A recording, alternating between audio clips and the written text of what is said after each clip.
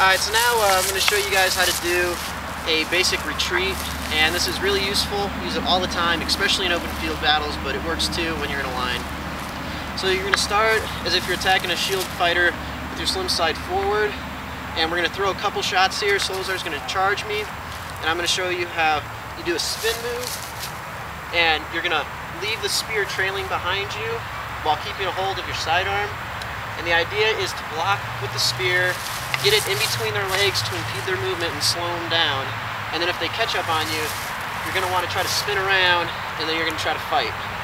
And it's not the most effective way to fight, but it is pretty good when you're trying to retreat. And most of the time, you can outrun the guy, or at least I can outrun the guy, because he's generally got heavier equipment.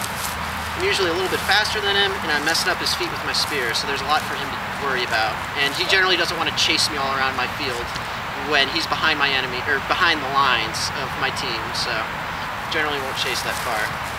Alright, so we're going to do a quick try of this.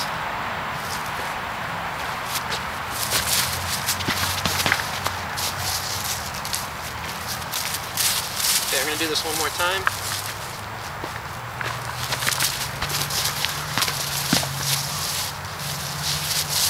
Okay, and now we're going to kind of do a freeze frame here, having Solazar, like Art saying, he's already run up on me, so defending him, maybe I block a shot, and then I can't run anymore for some reason, so now we're in this position.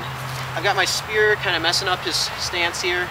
It's between his legs. I've got this working as a shield, and so, yeah, it can be kind of hard to keep it in the ground. But yeah, you're going to try to move it around to block all his shots. And then, you know, this is going to come in, and I'm going to try to hit him. It's not, you're not going to win combat, you know, 50% of the time this way, but it's better than dropping your spear and just running with your single sword. So I find it's pretty effective. Most shield fighters won't chase me that far when I do this. So it's a pretty good defensive move. Okay, a couple of things on equipment that we haven't mentioned so far is back shields, and I'm not a big fan of them. I've tried to fight with them before. I couldn't get the hang of it really. And one of the reasons I like fighting spears, I like to be kind of out there with no protection. I think that's kind of the fun of it. But if you're good with the back shield or you want to try it out, it's definitely worth your time and effort.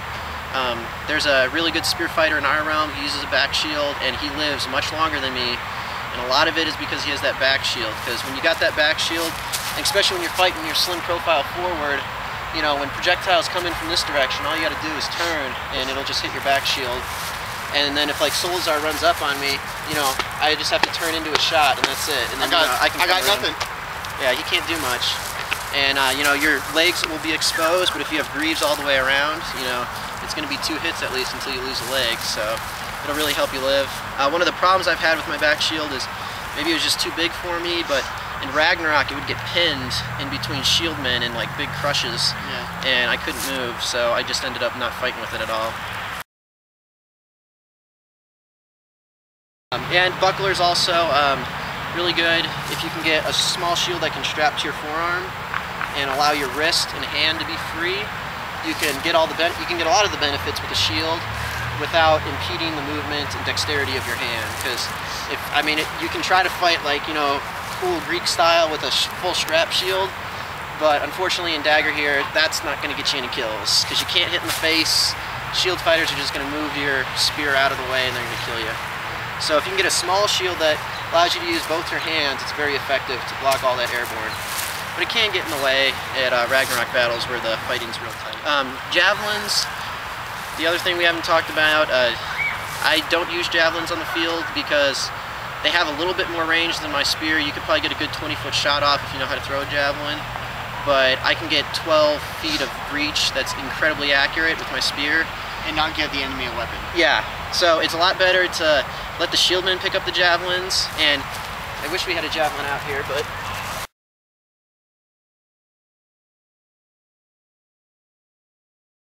for instance, using this mace, when you're in the line and there's a javelin laying there, it's really easy to pull that up there with your spear and allow a shield fighter to pick it up. So.